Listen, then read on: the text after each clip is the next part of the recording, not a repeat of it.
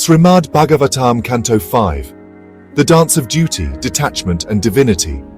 This canto takes us from a luxurious king's life to a simple ascetic life of a sage. From devotion to detachment, from the cycle of birth, death and rebirth to the glory of renunciation. Though inclined toward renunciation, King Priyavratha is requested by Brahma himself to rule the world for the greater good.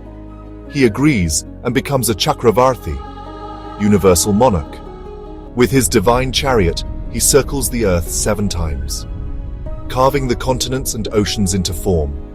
He divides the world into 7 dvipas, islands, separated by 7 oceans: Jambu, Plaksha, Shalmala, Kusha, Krauncha, Shaka, and Pushkara, each more mystical than the last, each with its own rivers, mountains, beings, and blessings. Priyavratha eventually renounces again, having fulfilled his dharma and attains liberation. King Nabi, son of Priyavratha, desires a righteous heir. He performs deep austerities. Pleased, the Supreme Lord himself appears and agrees to take birth. Thus, Lord Rishabha, a divine incarnation of Vishnu, is born. He grows into a mighty emperor, strong, wise, and detached.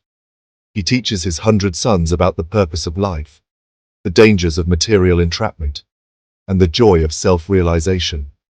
His words to his sons, especially Bharatha, his eldest, are eternal. Don't waste this rare human birth in sense pleasure. Seek liberation, serve the Supreme Soul.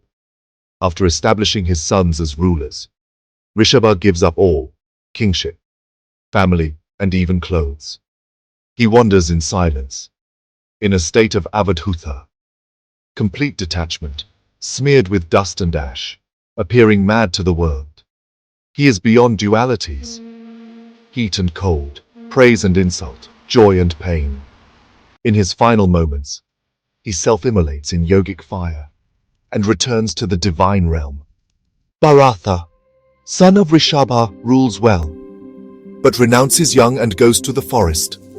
There he worships Lord Vishnu with deep devotion, but one day he sees a pregnant deer leap across a river and die, leaving behind a fawn.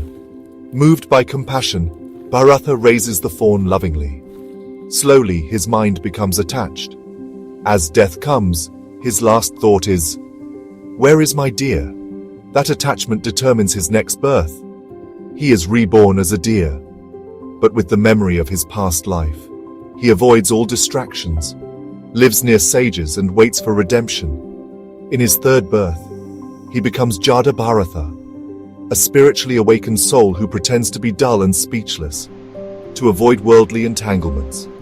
The sage Sukadeva Goswami describes to King Parikshit the following: the 7 dvipas and oceans of milk, honey, ghee, etc.